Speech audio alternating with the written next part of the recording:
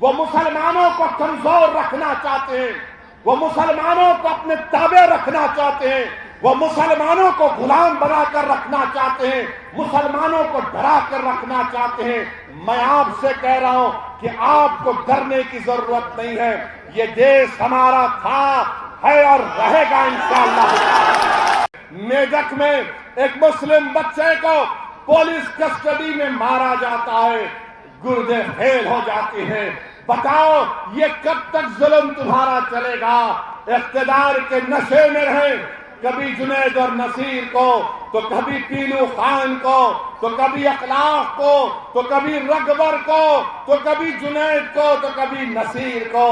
آخر یہ ظلم ختم کرنے کی ذمہ داری ان لوگوں پر ہے جو ہمارے ووٹوں کی بھیک پر سत्ता میں بیٹھتے ہیں، ہمارے ووٹوں کی بھیک پر سत्ता میں بیٹھتے ہیں، مگر آج ان کی زبانیں خاموش ہیں، زبانیں ان کی نہیں کھلتی ہے۔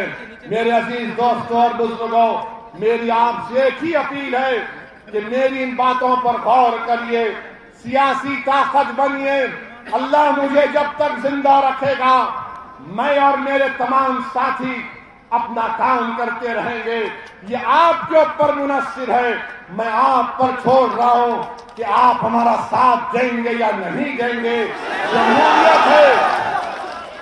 جمہوریت ہے، آپ جس کو چاہے ووٹ دیں یا نہ دیں، مگر یاد رکھو، اگر آپ اپنے ووٹ کی اہمیت چاہتے ہیں، اگر آپ اپنے بچوں کی تعلیم چاہتے ہیں، اگر آپ اپنی بچیوں کی تعلیم چاہتے ہیں، اگر آپ مان سمان چاہتے ہیں، تو آپ کو حصے داری کی لڑائی میں لڑنا پڑے گا۔ اگر کوئی آ کر آپ سے پوچھے گا کہ کیا اویسی ووٹ کاٹنے آیا ہے، تو اس کو پوچھنا کہ کاٹنے نہیں آیا، وہ جھوڑنے آیا ہے۔ آپ بتاؤ کہ بھارت کی پارلیمنٹ میں بی جے پی کے 300 MP جیت جاتے ہیں، بتاؤ کانگریس کے لوگوں کتنے سیٹ پر تمہارا اور بی جے پی کا مقابلہ ہوا؟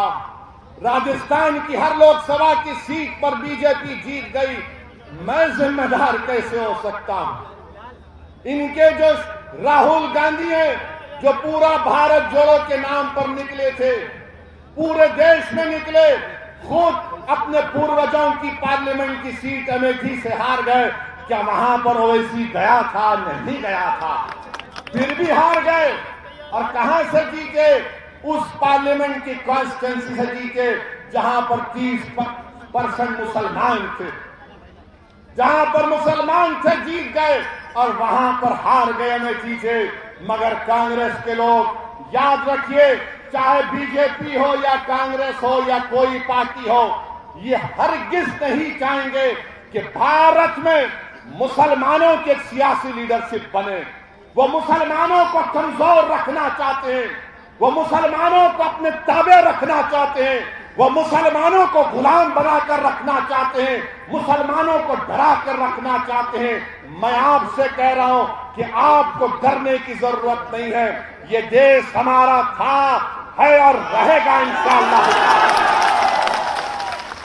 یہ دیش ہمارا ہے، اس دیش کا آئین پڑھیے، سنویدھان کو پڑھیے۔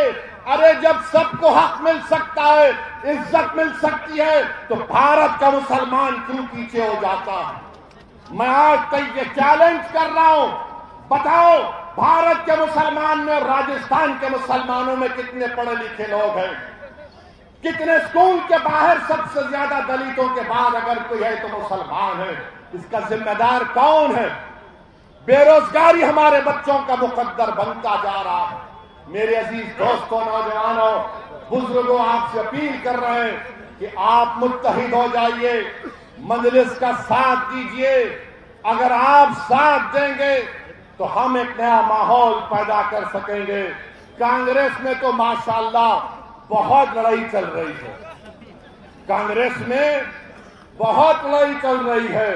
کوئی کسی کو جادوگر بولتا ہے، کوئی کسی کو موقع پرست بولتا ہے، کوئی کسی کو جادوگر بولتا تو پلٹا کر کوئی کہتا ہے کہ نہیں تو غدار ہے۔